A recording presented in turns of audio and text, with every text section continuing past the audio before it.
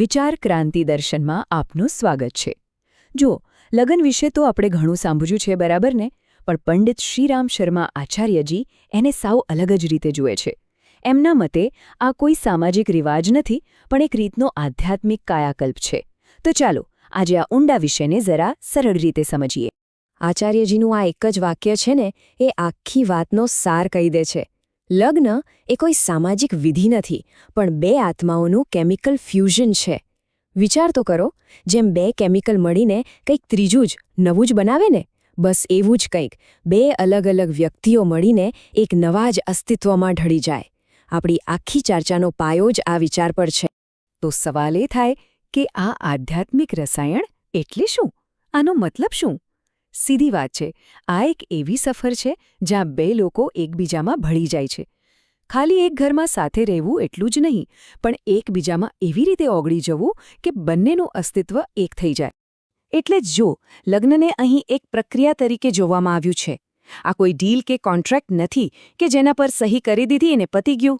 ના, આ તો એક લાંબી યાત્રા છે, એવી યાત્રા જેમાં બે અલગ અલગ વ્યક્તિત્વ ધીમે ધીમે એકબીજામાં ભળીને એક નવું જ રૂપ ધારણ કરે છે। અને હા, આ કંઈ રાતોરાત નથી થતું, આમાં સમય લાગે છે અને ખૂબ જ ઊંડું સમર્પણ પણ જોઈએ છે।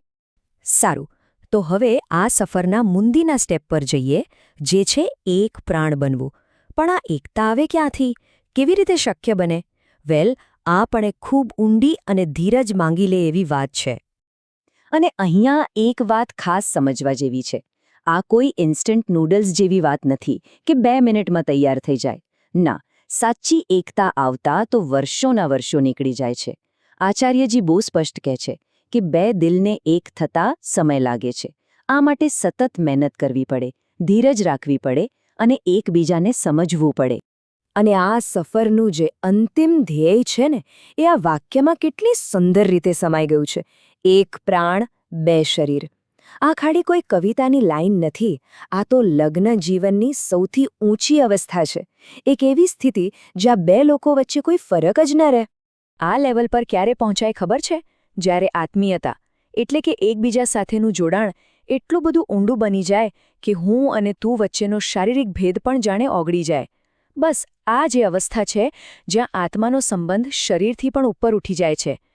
અને ખરા અર્થમાં સાચું દાંપત્ય જીવન ત્યારે જ શરૂ થાય છે। ઓકે, તો આ બધી થઈ ફિલોસોફીની વાતો, પણ હવે થોડી પ્રેક્ટિકલ વાત કરીએ। સફળ લગ્ન જીવનનો પાયો શું છે? એનો આધાર છે સાચી ભાગીદારીનો સિદ્ધાંત।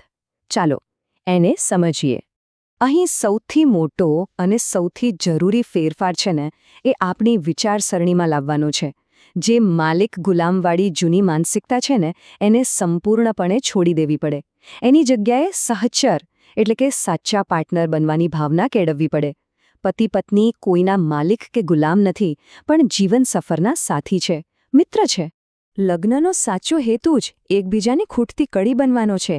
જેમ પઝલના બે ટુકડા મળીને એક ચિત્ર પૂરું કરે ને, બસ એ જ રીતે સંબંધની તાકાત કોણ કોના પર હાવી છે એનાથી નથી આવતી, પણ એકબીજાને કેટલો સપોર્ટ કરે છે એનાથી આવે છે। જ્યાં બંને પાર્ટનર એકબીજાને પૂરા કરે છે, એકબીજા માટે પ્રેમ અને સમર્પણ રાખે છે, સાચું કહું ને, ઘરને સ્વર્ગ બનતા વાર નથી લાગતી। તો હવે વાત કરીએ એવા કેટલાક નિયમોની, એવા સંકલ્પોની, જે એક સુખી અને શાંતિપૂર્ણ જીવન જીવવા માટે આપણને રસ્તો બતાવી શકે। આચાર્યજીએ આ માટે કેટલાક ખૂબ જ મહત્વના સંકલ્પો આપ્યા છે। આદર્શ પાર્ટનરશિપ માટે આ 3 સંકલ્પો તો સમજો કે પાયાના છે। પહેલું, કડવાશભર્યું વર્તન છોડી દો। બીજું, ઘરની કે બહારની બધી જવાબદારીઓમાં એકબીજાને સાથ આપો। અને ત્રીજું, જે સૌથી અગત્યનું છે, જીવનસાથીની નાની મોટી ભૂલોને માફ કરતા શીખો। બસ આટલું કરવાથી રોજિંદા જીવનમાં જબરદસ્ત ફેરફાર આવી શકે। અને જુઓ, આ બધા સંકલ્પોનું પરિણામ શું આવે છે? અતૂટ વિશ્વાસ। આ બધું સીધું વિશ્વાસ સાથે જોડાયેલું છે। અને એ તો સ્વાભાવિક છે ને કે જ્યાં વિશ્વાસ મજબૂત હોય ત્યાં જ આત્મીયતા વધે છે, સંબંધ ગાઢ બને છે। ચાલો હવે આપણે આ આખી આધ્યાત્મિક સફરના અંતિમ પડાવ પર પહોંચ્યા છીએ, અને એ છે એક સંસ્કારી, એક સુખી પરિવારનું નિર્માણ। એક એવો પરિવાર જે આવનારી પેઢીઓ માટે એક મજબૂત વારસો બની રહે। આ વાત એકદમ સાફ છે। ઊંડી આત્મીયતા અને એકબીજા પ્રત્યેનું સમર્પણ, આ ખાલી પતિ પત્નીના સુખી જીવનની ચાવી નથી, પણ એક સારી, એક તેજસ્વી આવનારી પેઢીનો પાયો પણ છે. કારણ કે એક દંપતીની જે અંગત સફર હોય છે ને, એની અસર બહુ દૂર સુધી જાય છે. એમના બાળકો અને આવનારી પેઢીઓ પર પણ એની છાપ પડે છે. તો આ બધી ચર્ચા પછી અંતમાં એક સવાલ મનમાં જરૂર આવે કે કોઈ પણ સંબંધમાં આ પ્રકારની આધ્યાત્મિક એકતા બનાવવા માટે સૌથી પહેલું પગલું કયું હોઈ શકે? આ સવાલ પર વિચાર જરૂર કરજો, કારણ કે એ જ આપણને આ બધા સારા વિચારોને જીવનમાં ઉતારવાની પ્રેરણા આપશે.